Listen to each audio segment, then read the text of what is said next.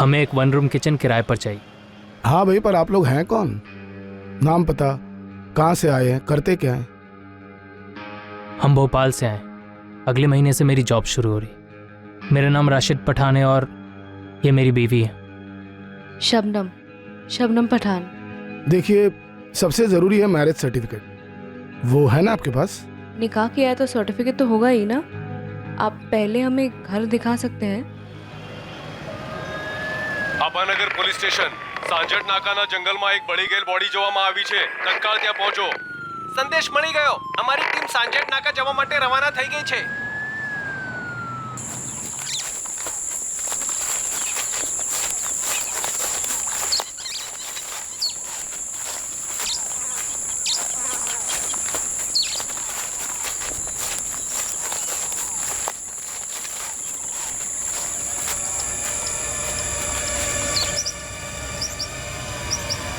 चला ambulance मिलवाओ sir.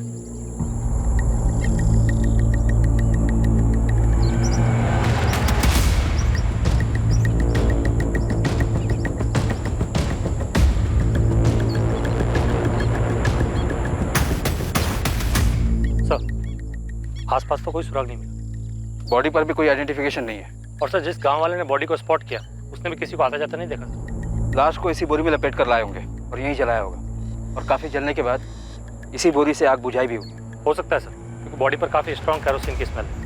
Baldev,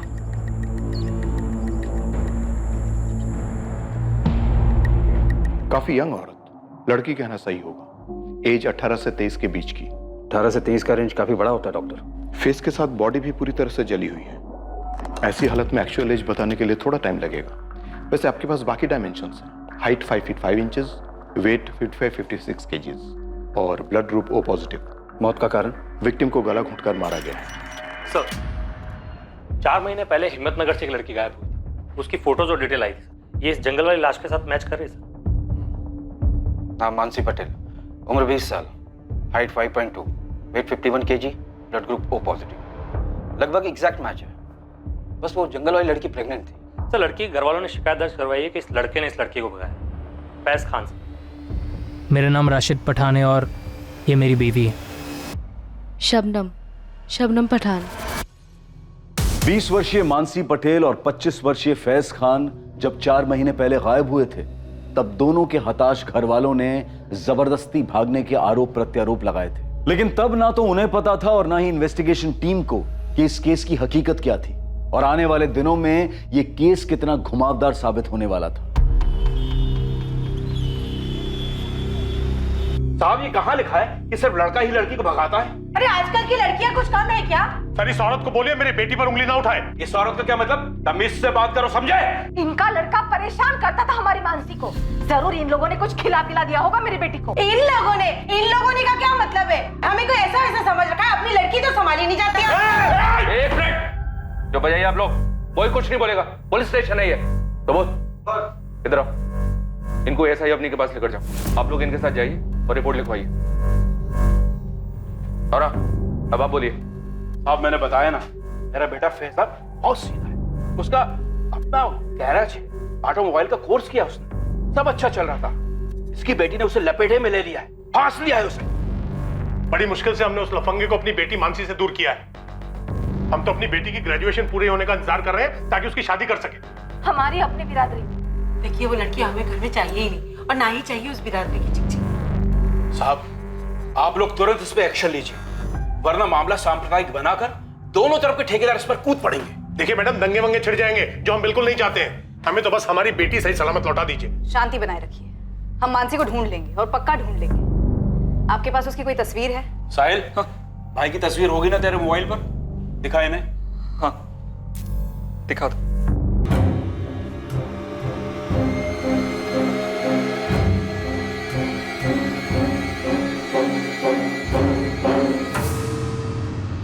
देखिए, आपको तो बताइए किस तरह से चिंगारी सोशल मीडिया पर सुलगाई जाती और उस चिंगारी से बनी आग पूरी पूरी बस्ती को जला देती। तो मेरा मशवरा यह है, थोड़ी शांति रखिए आप लोग। जले हुई लाश की फोटो और पोस्टमार्टम रिपोर्ट हिम्मतनगर के करमवीर नगर थाने भेजो तुरंत।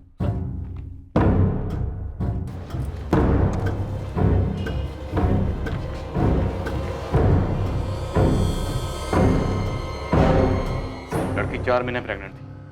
अब बवाल होगा। दोनों फैमिलीज को हाजिर करो और ये इन्फॉर्मेशन किसी भी सूरत में लीक नहीं होनी चाहिए। बेकार में शहर में दंगे शुरू हो सकते हैं। सर शायद ये इन्फॉर्मेशन गलत है। लेकिन सर 4 महीने पहले जब मानसी और फैज भागे थे तब हमने उन्हें उन दोनों के इंस्ट्रूमेंट के IMEI नंबर से ट्रेस कर लिया था। दोनों लोकेशंस मुंबई में माही मिला के दिखा रहा था। और फिर सिर्फ 3 दिन में हम उन्हें मुंबई से पकड़कर वापस ले आए थे। अपने हितेन खबरी ने खोज कर निकाला था कि वो मुंबई के माहिम इलाके में कौन सी जगह है। नमस्ते मैम। माहिम का एक स्टेट एजेंट है बिलाल करके, उसका नंबर और पता है। राजू करके एक मेरा मुंबई का पंडर है, उसको बिलाल बोला था कि उसने फ्लैट तो दे दिया था लेकिन उनके डॉक्यूमेंट्स फर्जी लग रहे थे। शाबाश हितेन, अच्छा काम किया। मैं उसी रात की ट्रेन से मुंबई पहुंचा और मुंबई पहुंचते ही सबसे पहले बिलाल एस्टेट एजेंट के ऑफिस पहुंचा।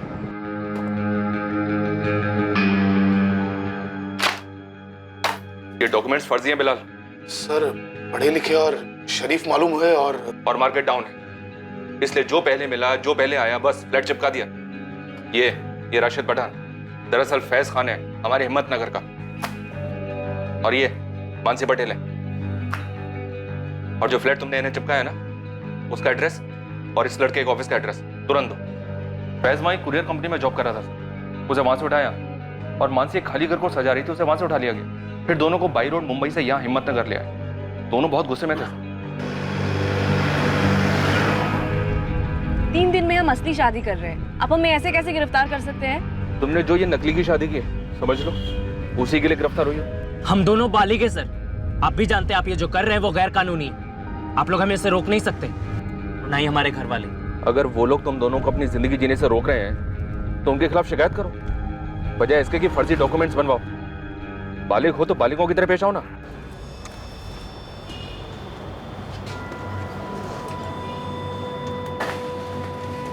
राम जी, सविता जी, अगर आप लोगों ने दोबारा ऐसी कंप्लेन की तो हम कोई एक्शन नहीं लेंगे। लड़की आपकी बालिग है और हमसे 1000 बार कह चुकी है कि वो अपनी मर्जी से फैज के साथ गई थी। इसे ये सब बोलने के लिए मजबूर किया जा रहा है।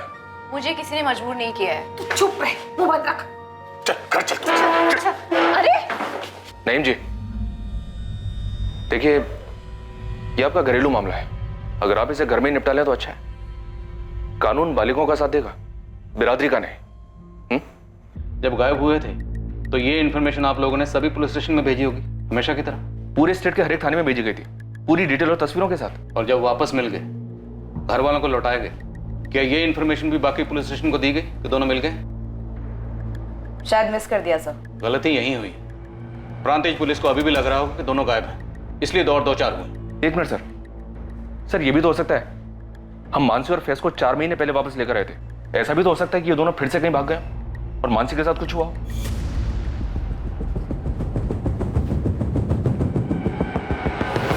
पुलिस को अब एक चौंकाने वाली खबर मिलने वाली थी और मानसी पटेल मर्डर केस की तहकीकात एक भवंडर में भंवर का अनुभव देने वाली थी।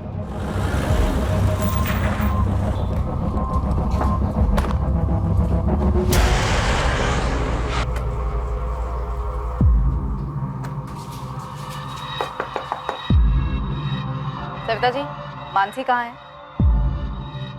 दास जी, मैं कुछ पूछ रहा हूँ आपसे। मुझे नहीं पता फैज कहाँ है। 4 दिन हो गए उसे भागे हुए। फिर से वो कमीना उसे भगा के ले गया, वही फैज।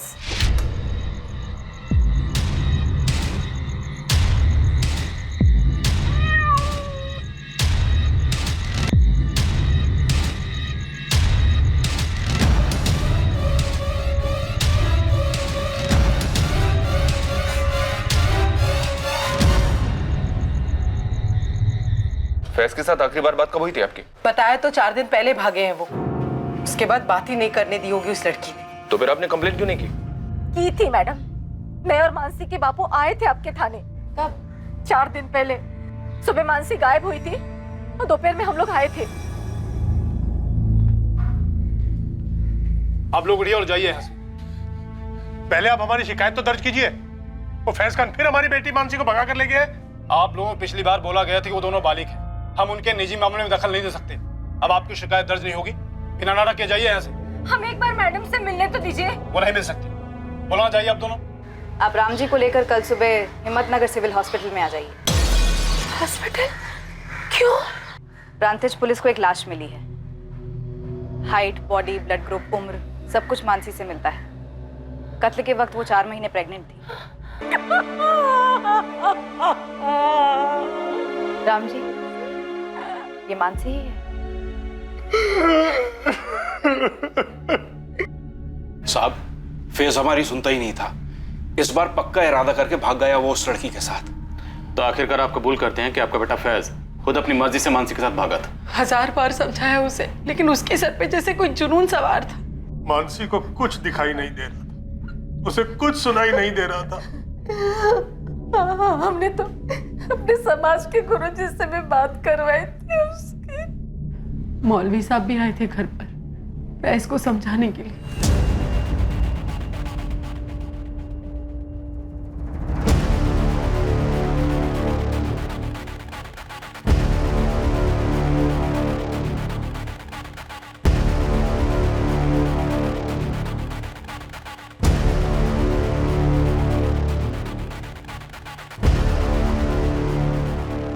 बिरादरी का तो छोड़िए, माँ बाप का भी ख्याल नहीं किया और पीछे अपना ये मोबाइल छोड़ गया था।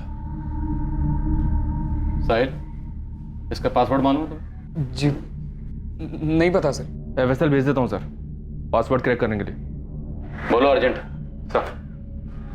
साहब, इन दोनों के बारे में कुछ पता चला? मर्डर हुआ है मानसी। क्या ये क्या कह रहे हैं आप? और कत्ल के वक्त लड़की 4 महीने प्रेग्नेंट थी। फैज के अलावा किसी और पर शक? कोई दूसरा बॉयफ्रेंड रहा हो? और कोई नहीं था। बिरादरी में से किसी को कुछ पता चला हो और गुस्से में कुछ कर दिया हो बिरादरी की इज्जत के खातिर? क्यों राम जी? जी नहीं मैडम, इस फैज को फांसी नहीं, इसको जिंदा जला देना चाहिए। क्या बोल रहे हैं आप? मेरा बेटा किसी का खून नहीं कर सकता। सब गलती की है मेरे बेटे ने, लेकिन वो उससे बहुत प्यार करता था और अगर इस तरह मार ही डालना होता तो 3 बार उसके साथ भागता नहीं वो। क्या 3 बार? इसके पहले तो मुंबई भागे थे ना, जब वापस लेकर आए थे हमने। उसके पहले भी कहीं भागे थे? मुंबई जाने से पहले एक बार और, उसके 1 साल पहले। दरअसल वो लड़की मानसी मेरे बेटे साहिल की दोस्त थी। क्लासमेट थी sir. Happy birthday to you. Happy birthday to you. Happy birthday to you. Happy birthday dear Sahil. Happy birthday. अरे पहली बाइट फैमिली को।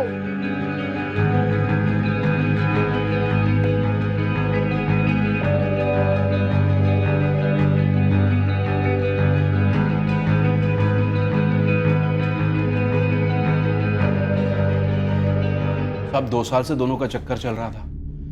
फैज उसे गैराज के ग्राहकों की गाड़ी में घुमा रहा था। ये गैराज फैज का अपना? जी साहब, फैज और उसके 2 दोस्त हेतल और चेतन ने मिलकर खोला था। उस बीच फैज और मानसी के बीच क्या चल रहा था ये हम लोगों को बिल्कुल मालूम नहीं था। इस चक्कर के बारे में तो साहिल को भी कुछ नहीं पता था। जी नहीं मालूम था सर। पहली बार साहब जब फैज रात को देर से आया तो हम लोग बहुत परेशान हो गए थे। रात भर ढूंढा हमने उसे, पर वो कहीं भी नहीं मिली। हम पुलिस के पास जाने के लिए निकल ही रहे थे कि मानसी वापस आ गई।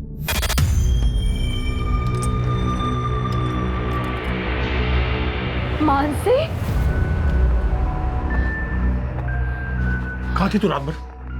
ऐसे बिना बताए कैसे जा सकती है तू? अरे पापा अंदर तो चलने दो। कितनी शांति से बात कर रही है। मालूम है हम लोग पुलिस स्टेशन जा रहे थे।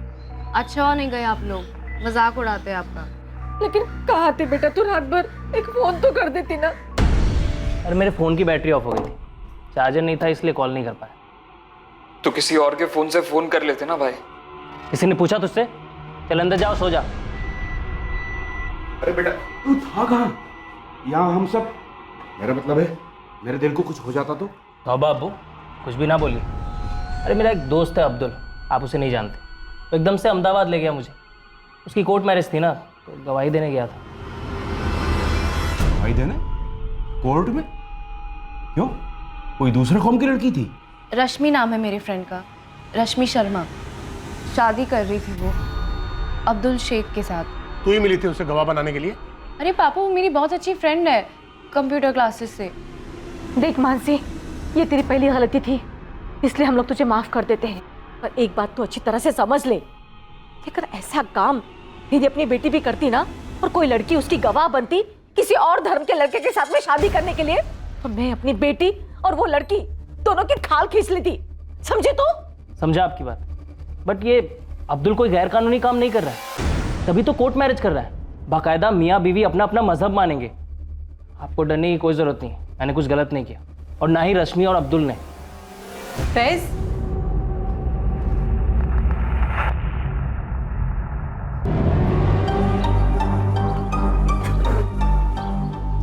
हमारा एक्सपेरिमेंट पूरी तरह से फेल नहीं हुआ है फैज। हाँ, ये तो एक दिन के लिए था, पर अगर हम 5-6 दिन के लिए भागे, तुम्हें क्या लगता है हमारे माँ बाप पुलिस में नहीं जाएंगे?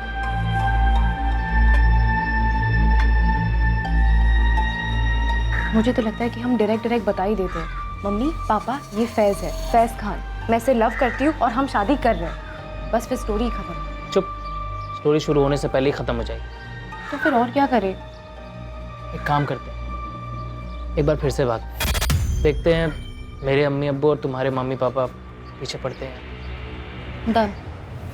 कभी? और जब दूसरी बार भागे तो आप ही लोग 3 दिन में मुंबई से उन्हें ढूंढकर वापस ले आए थे।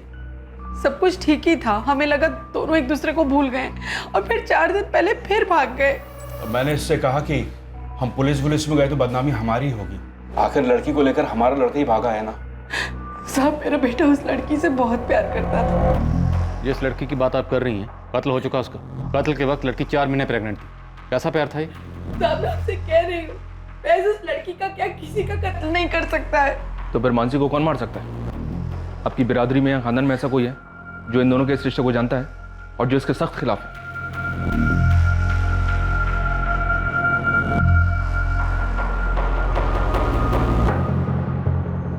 फैज ने नहीं तो किसने और क्यों मानसी का कत्ल किया? इसका जवाब फैज ही दे सकता था, जिसके लिए पुलिस ने मैनहंट जारी कर दिया।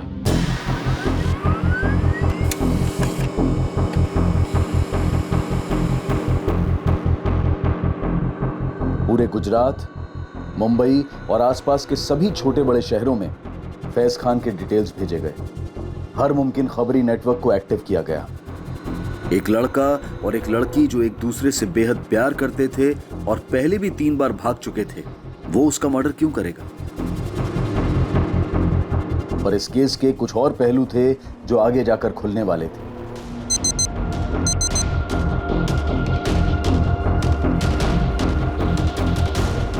कुछ और खिलाड़ी थे जिनका किरदार उभर कर आना बाकी था। पर फिलहाल सारा शहर तनाव की गिरफ्त में आ चुका था। कौमी फसाद करवाने वाले घात लगाए बैठे थे। पुलिस जबरदस्त दबाव में थी फैज को ढूंढकर मानसी के कत्ल की सच्चाई को सामने लाने के लिए। पर इस सब के परे दूर, काफी दूर एक और कहानी लिखी जा रही थी। असल में कलम से कागज पर लिखी जा रही थी।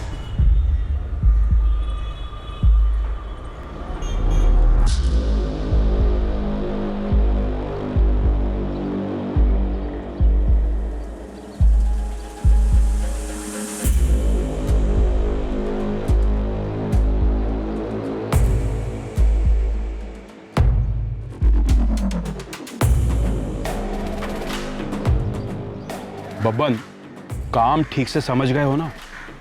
नहीं भाई, ये हमारा रोज का काम है, फिक्र मत कीजिए, आपका काम हो जाएगा।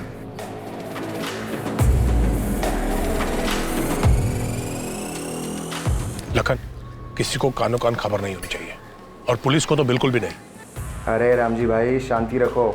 आपने बोल दिया ना मामला घरेलू है, बस घर तक ही रहेगा। अब ये घरेलू मामला नहीं रहा साहिल। मानसी का मर्डर हुआ और मर्डर के वक्त वो 4 महीने की प्रेग्नेंट थी। तुम्हारे भाई की गर्लफ्रेंड थी, दोस्त तो तुम्हारी भी थी।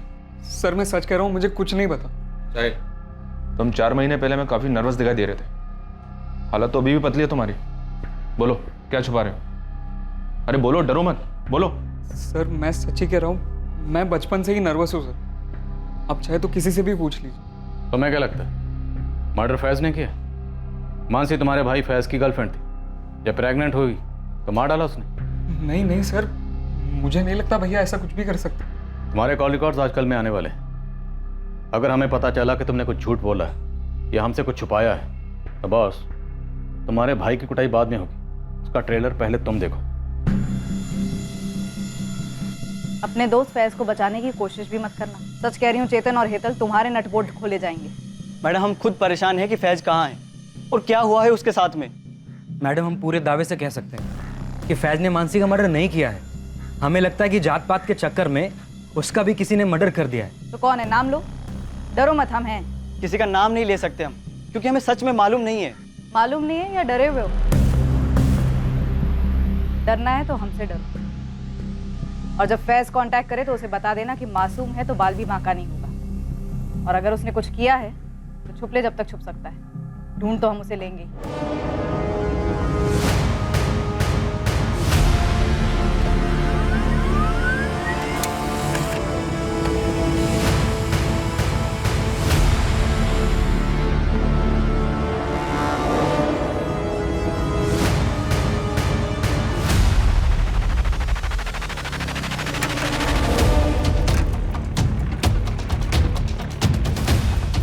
पोस्ट किए गए तीनों खत दरअसल एक ही खत की 3 कॉपीज थीं जो 3 अलग अलग एड्रेसेस पर पहुंचने वाली थी, और ये चौंकाने वाले खत मानसी मर्डर केस पर नई रोशनी डालने वाले थे। सर, फैज के भाई साहिल खान और उसके गराज के पार्टनर्स चेतन पंड्या और हेतल देसाई के फोन रिकॉर्ड स्कैन किए। कुछ शक करने जैसा तो नहीं निकला है। भाई साहिल खान पे स्पॉट डालना होगा। वो जिस तरह से नर्वस रहता है, उसकी बॉडी लैंग्वेज से लगता है कि फैज खान के बारे में पक्का कुछ जानता है।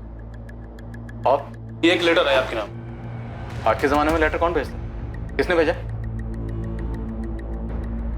फैज खान?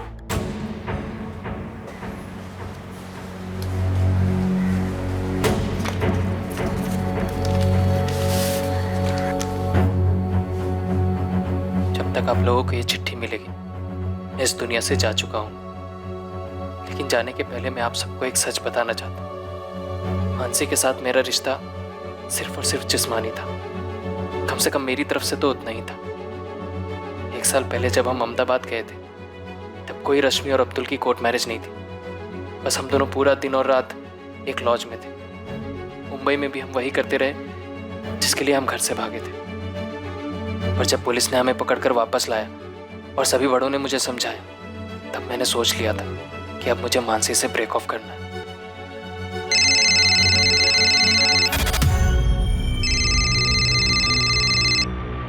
हाँ बोलो। लेकिन मानसी ने मुझ पर एक बॉम्ब डाल दिया। ऐसा कैसे हो सकता है? तुमने तो कहा था सेफ है। तो हो गया तो मैं क्या कर सकती हूँ? अब हमें शादी करनी होगी फैज। हम अहमदाबाद चले जाते, कोर्ट मैरिज कर लेते कल ही। शादी कोई इंस्टेंट कॉफी नहीं है कि बस कर ली। उस दिन लॉज रूम में तुमने ये सब नहीं सोचा था? जो भी हुआ वो हम दोनों की मर्जी से हुआ। मैंने कोई जोर जबरदस्ती नहीं की थी तुम पे। तो शादी करना तुम्हारी मर्जी नहीं है? इतना सब कुछ हो गया और सब बड़ों ने भी समझाया। मानसी, मुझे लगता है हम दोनों की भलाई इसी में है कि हम अब अलग हो जाएं। देखो, तुम इस बच्चे को अबॉर्ट कर दो, जो भी खर्चा आएगा मैं पे करूंगा। फैज, या तो कल सुबह तुम अहमदाबाद में मुझसे शादी करोगे या फिर कल सुबह मैं पुलिस में जाके तुम पे किडनैपिंग और रेप का केस ठोक दूंगी, समझे? फिर देखो कैसे पे करोगे। मानसी, पिछले 2 बार की तरह मैं आज रात को भी 3 बजे निकलूंगी। तुम मुझे हाईवे पे मिलना और अभी इसी वक्त अहमदाबाद के किसी लॉयर को हमारी शादी के लिए अरेंज कर लेना, वरना तुम बहुत पछताओगे फैज।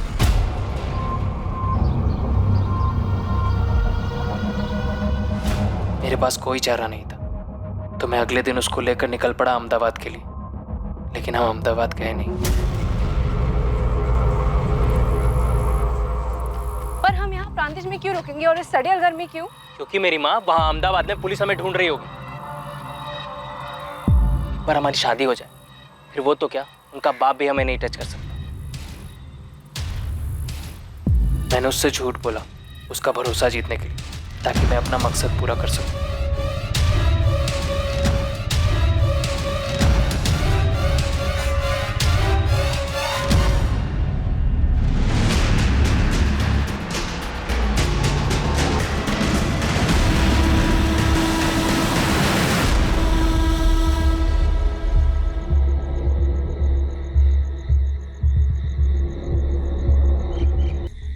अपने अम्मी अब्बू को जीते जी जिल्लत की उम्र कैद नहीं देना चाहता। बस जाते जाते आप सबसे इतना कहना चाहता हूँ कि इस मसले को धर्म वाला मसला ना बनाया जाए। पूरी गलती सिर्फ और सिर्फ मेरी है, कमजोर खुदगर्ज इंसान। अल्लाह हाफिज अम्मी, अब्बू, साहिब और मानसी के मम्मी पापा, आपसे तो मैं माफी मांगने के लिए आया। हरेश, लेटर दिल्ली से आया और चांदनी चौक के एरिया से पोस्ट किया गया। दिल्ली पुलिस से कांटेक्ट करो और लवारिस लाशें चेक करने के लिए कहो। हो सकता है दिल्ली के किसी होटल या लॉज में नाम बदल के रह रहे हैं। जी सर, मुंबई में भी नाम बदल के रह रहा था। राशिद पठान के नाम से फ्लैट लिया था इसने। अवनी, तुम फैज खान के हैंडराइटिंग सैंपल्स कलेक्ट करो और एफएसएल में भेजो, हैंडराइटिंग स्पेशलिस्ट के पास तुरंत।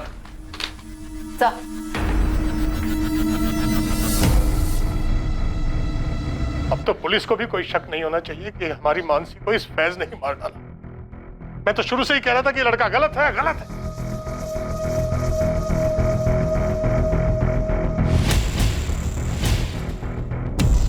अल्लाह, ये क्या कर दिया फैज तूने? क्या कर दिया?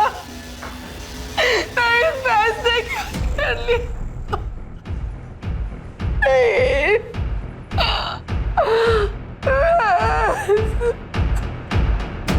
इस केस की कई परतें खुलने लगी थीं और कुछ परतें उस लेटर में थीं जिसका वेरिफिकेशन फॉरेंसिक लैब करने वाली थी।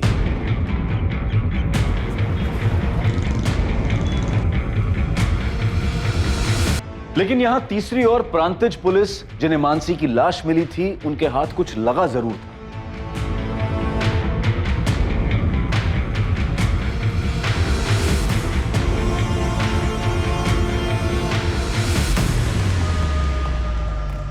सर, ये जंगल के बाहर का सीसीटीवी है जहां से उस रात को ये गाड़ी गुजरी, और यहीं से लगभग 1 किलोमीटर अंदर हमें मानसी की जली हुई लाश मिली थी। पोस्टमार्टम रिपोर्ट भी यही कहती है कि लाश रात को 1 से 1.5 के बीच चली थी और ये कार 1:33 पर वहां से निकली। हो सकता है कि इस कार में मानसी की लाश लाई गई हो और ये आदमी फैज से कनेक्टेड हो। जाला, इस कार को ट्रेस करो। वैसे भी हमें काफी देर हो चुकी है, काश ये फुटेज हमें काफी पहले मिल गई होती। यहां प्रांतिज पुलिस को एक रहस्यमयी गाड़ी की लीड मिली और वहां हिम्मतनगर पुलिस के हाथ भी एक बहुत बड़ा सुराग लगा जब फाइनली फैज के सेल फोन के पासवर्ड को क्रैक कर लिया गया और अब सामने आया एक चौंकाने वाला नया angle. Happy birthday, dear Sahil.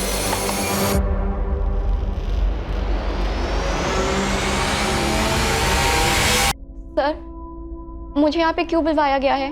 तुम्हें हमने नहीं, फैज ने बुलाया। फैज ने? हाँ शालू, हमने फैज के फोन का पासवर्ड क्रैक किया। उसमें से हमें ऐसी बहुत सी चीजें मिली जो तुम्हें मालूम थी, पर तुम तो सामने आई नहीं बताने के लिए। लेकिन फिर भी ये सामने आ गया। तुम्हारे और फैज के बीच में एक्सचेंज हुए मैसेजेस, रोजाना मैसेजिंग होती थी और ढेरों कॉल्स भी। हाँ सर, पर हमारे पीछे ऐसा कुछ नहीं था। मेरा मतलब फैज की तरफ से ऐसा कुछ नहीं था। तो तुम्हारी तरफ से था शालू? हाँ मैम, मैं फैज को लाइक करती थी और वो सिर्फ मानसी को ही लाइक करता था। वो तुम्हारे मैसेजेस से जाहिर होता है, पर फिर भी वो तुमसे सब कुछ शेयर करता था। तो वो सिर्फ एक दोस्त के नाते करता था। फैज ने तुम्हें एक मैसेज भेजा था जिसमें उसने लिखा है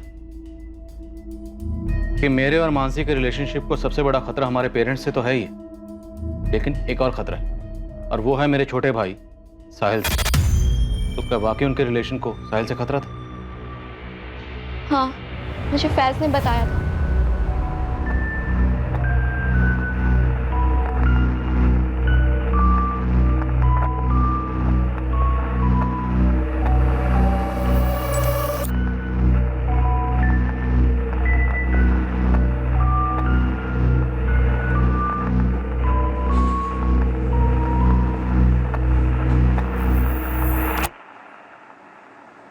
एक्चुअली मानसी फैज को साहिल के बर्थडे पर मिली थी 1 साल पहले ही, और उस दिन साहिल मानसी को प्रपोज करने वाला था।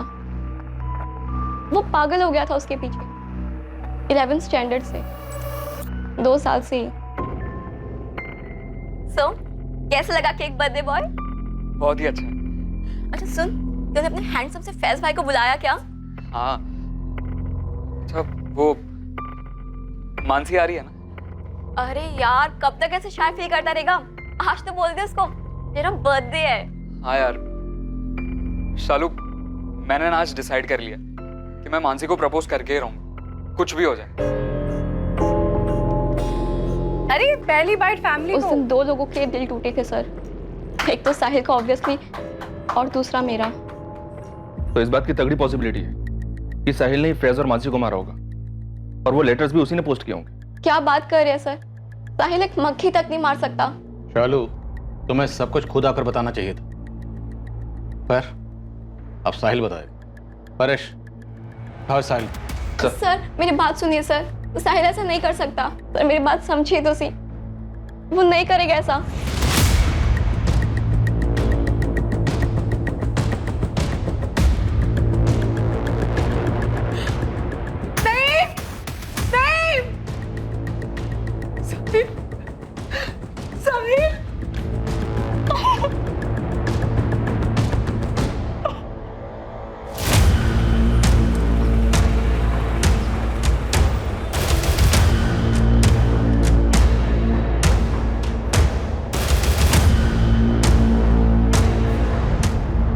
क्या ढूंढ रहे आप? देखिए, मुझे जानने का हक है। आप लोगों की गलतफहमी के कारण मेरे पूरे दिन का नुकसान हो गया। कौन भरपाई करेगा इसका? अरे कुछ बोलो यार।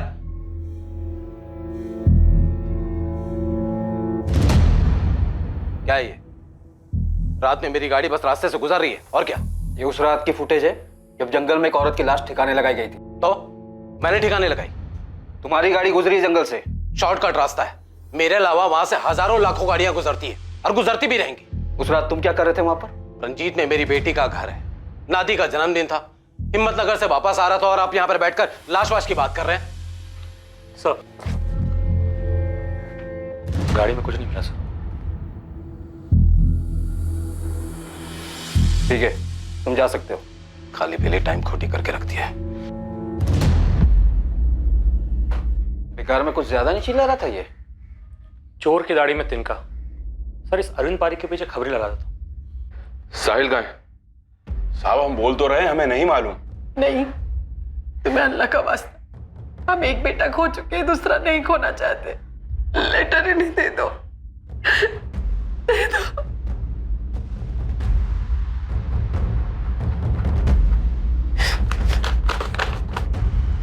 अम्मी, अब्बू, दरअसल मैं मानसी से प्यार करता था, पर फैज भाई को वो अच्छी लगने लगी। मुझे इस बात से बहुत तकलीफ थी। मुझे पता चला था कि मानसी भी घर से गायब थी। ठीक तभी जब फैज भैया गायब हुए थे, मैंने 2 और 2 साथ में जोड़ लिया कि भाई और मानसी साथ में ही गायब हुए होंगे। और मैंने भाई से पूछा, कल दिन भर और रात भर आप मानसी के साथ थे ना? हाँ, तो अम्मी अब्बू को बोलेगा, चुगली करेगा मेरी? मानसी मेरी गर्लफ्रेंड है, तुझे प्रॉब्लम है इससे? हाँ है प्रॉब्लम, क्योंकि मैं भी लाइक करता हूँ उसे 2 साल से। अबे ढक्कन, पहले क्यों नहीं बताया? आपको सब पता था भाई, मैं दिन भर उसके बारे में बातें करता था। मेरे बर्थडे पे भी पहला केक मैंने उसे खिलाया था। आपको सब पता था भाई। देख, अचकानी बातें मत। तूने कभी मानसी से कुछ कहा या मानसी ने तुझे कुछ बोला? नहीं ना? देख, मानसी अब मेरे साथ है, तुझे समझना पड़ेगा। नहीं समझना है मुझे। देखो भाई, अगर आपने मानसी के साथ कुछ भी गलत किया ना, तो मैं मार डालूंगा आपको, और फिर खुद को। इसमें हम क्या कर सकते हैं सर? फैज ने मारा हो या साहिल ने मारा हो, इनके पूरे खानदान को जेल में डाल दीजिए सर। जिसने भी मारा है हमारी बेटी को, हमें सिर्फ इंसाफ चाहिए। साहब हमें तो लगता दाल में अभी भी कुछ काला है। मेरे दोनों बेटे, हमारी परवरिश इतनी गलत नहीं हो सकती। देखिए, फिलहाल तो यही लगता है कि फैज ने मारा, और उसने मारने के बाद चिट्ठियां भिजवाई।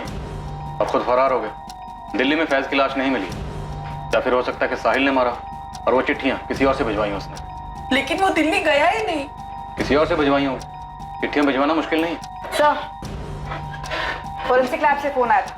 हैंडराइटिंग एक्सपर्ट ने दोबारा चेक किया, वो हैंडराइटिंग फैज की नहीं है। अब नहीं, साहिल के लिए तुरंत रेड अलर्ट जारी करो, बच के नहीं निकलना चाहिए। साहब, इस बार तगड़ी खबर लाया हूँ। नईम खान, लड़के का बाप, उसने बबन कुरैशी को पैसे दिए। मानसी को मारने के लिए? अब वो तो बबन से निकलवाओ ना आप। चल ठीक है, और कुछ? ये तो आधी खबर है साहब, और एक सुपारी गई थी। अब किसकी? रामजी पटेल, लड़की का बाप। उसने हिस्ट्री शीटर लखन पांडे को पैसे दिए। फैज की सुपारी?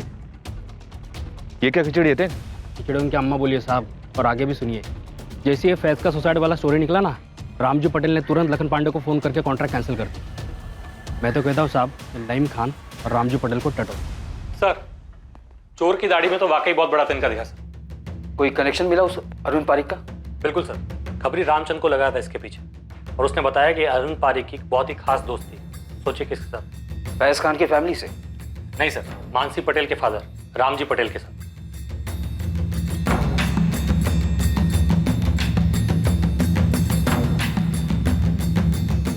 तो इस रामजी पटेल ने अरविंद पारिक के जरिए अपनी बेटी को मरवाया? कोई पहला केस नहीं है सर, ऑनर के लिए। और ये लड़की तो पहले ही 2 बार भाग चुकी है उस लड़के फैज खान के। झाला, हिम्मतनगर के कर्मनगर थाने में फोन करो। जी जी झाला सर, जी थैंक यू सो मच। कौन था मानसी पटेल का कातिल? क्या फैज ने सुसाइड किया था या वो जिंदा था? क्या मानसी के पिता रामजी पटेल ने पहले अपनी बेटी मानसी को मरवाया और फिर शायद फैज का कत्ल प्लान किया ताकि शक फैज पर आए? या फैज के पिता नईम खान का मानसी और शायद फैज की भी हत्या में हाथ था? एक तरफ आशिक साहिल खान भी पुलिस की रडार में एक तगड़ा संदिग्ध था। यह संभावना भी कमजोर नहीं थी कि फैज ने ही मानसी को मार डाला था और किसी और से लेटर लिखवाकर फरार हो गया था। परेश सर, ये दोनों हिस्ट्री शीटर्स पांडे और कुरैशी, जिसको नईम खान और रामजी पटेल ने सुपारी दी थी, दोनों के पीछे लग जाओ। सर। अवनी, साहिल खान, तुम्हें जो करना करो, लेकिन ये साहिल खान मुझे आज के आज अपने कैबिन में चाहिए। जी सर। हाँ बोलिए थे। ईडर में हूँ मैडम, और वो आपका साहिल खान भी इधर ही है। बड़ा पॉइंट टिप दिया था मेरे को। पता कर कहाँ रह रहा है और पीछा कर, मैं पहुंच रही हूँ। जी मैडम।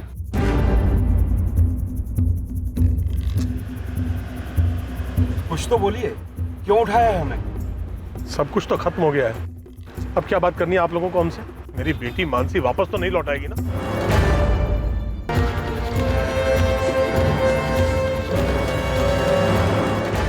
चल फटाफट शुरू हो जा, बता दे कि कैसे मारा मानसी को और फैज को भी। सर मैं सच कह रहा हूं, मैंने मानसी को नहीं मारा, सच कह रहा हूं सर। हाँ, लेकिन मैंने भाई का और मानसी का रिश्ता तोड़ने का ट्राई जरूर किया था। जब पहली बार भाई और मानसी भागे थे और मेरा भाई से झगड़ा हुआ था, तब ना मेरे अम्मी अब्बू को पता था मानसी के बारे में और ना मानसी के माँ बाप को पता था, पर मैंने उन्हें बताया।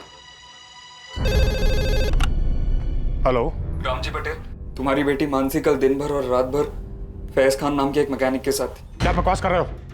कौन हो तुम? शुभचिंतक बोल रहा हूँ सर, संभाल लो मानसी को, वरना उसकी जिंदगी तो बर्बाद होगी, साथ में खून की नदियां बहेगी वो अलग। जब दूसरी बार वो लोग भागे तो मेरी जान ही निकल गई थी। सोचा वो लोग शादी वादी कर लेंगे तो, लेकिन फिर आप उन्हें वापस पकड़ कर लाए। तब मैंने सोचा कि अभी नहीं तो कभी नहीं। फिर मैं मानसी से मिला सर। मानसी, दरअसल मैं तुम्हें 2 साल से ये बात करना चाह रहा था, पर कभी हिम्मत ही नहीं कर पाया। क्या? Actually I love you. Sahil, क्या मैंने तुझे कभी कोई सिग्नल? तू मेरे लिए बस एक ओके, मत कहो। तो तुमने क्यों कहा इडियट? तुम मेरे लिए एक बहुत ही गुड और स्वीट फ्रेंड हो, और फैज के बाद उसके छोटे भाई। तो ये नॉनसेंस ना अपने दिमाग से निकाल दे। वो तो मुझसे नहीं होगा। फैज से मैं ब्रेकअप कर चुकी हूँ। हमारे बीच जो कुछ भी हो, अगर मैं उसे बुला सकती हूँ ना। साहिल तुम बात ही मत करो। देखो, फैज भाई को ये मीटिंग के बारे में कुछ मत बताना प्लीज। मानसी, तुम्हें मेरी कसम।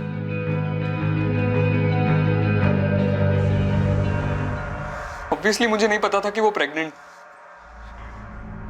और भाई के साथ ब्रेकअप करने वाली बात वो भी झूठी थी।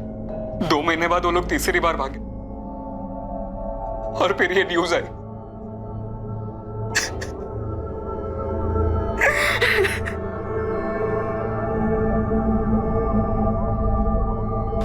सर, परेश सर नईम खान और रामजी पटेल को ले आए।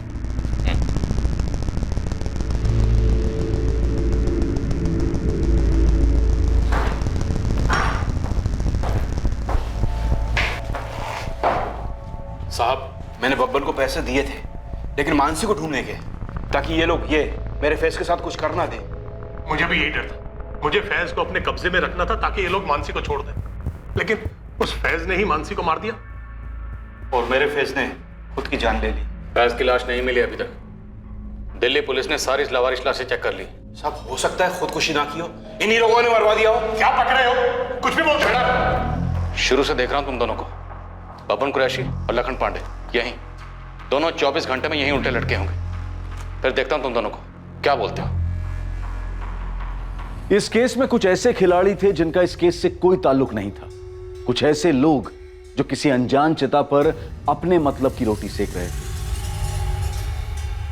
नीलेश बारोट एक इंश्योरेंस एजेंट, मोहित मकवाना एक सरकारी डिपार्टमेंट में आर्किटेक्ट,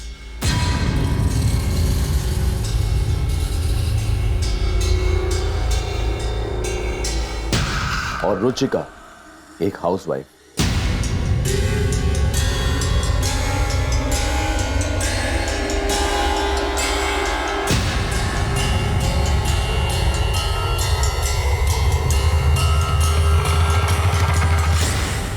अहमदाबाद के एक इंश्योरेंस एजेंट, एक आर्किटेक्ट और एक हाउसवाइफ का हिम्मतनगर में हुई इस इंटर कम्युनिटी लव स्टोरी और भयंकर मर्डर केस के साथ क्या ताल्लुक था, इसका चौंकाने वाला खुलासा हम करेंगे कल रात इस केस के दूसरे और आखिरी भाग में। पर सबसे बड़ा खुलासा जो होगा वो ऐसा होगा जिसकी एक लंबे अरसे में आपने कल्पना भी नहीं की होगी। अब मैं अनूप सोनी आपसे विदा लेता हूं, फिर मुलाकात होगी एक और नए केस के साथ। और याद रखें, क्राइम और आपके बीच में सिर्फ इतना फर्क है कि आप कितने सतर्क हैं। सतर्क रहें, सुरक्षित रहें। जय हिंद। क्राइम पेट्रोल्स के और भी दिलचस्प कहानी देखने के लिए हमारे चैनल को सब्सक्राइब करें और बेल आइकॉन दबाना न भूलें।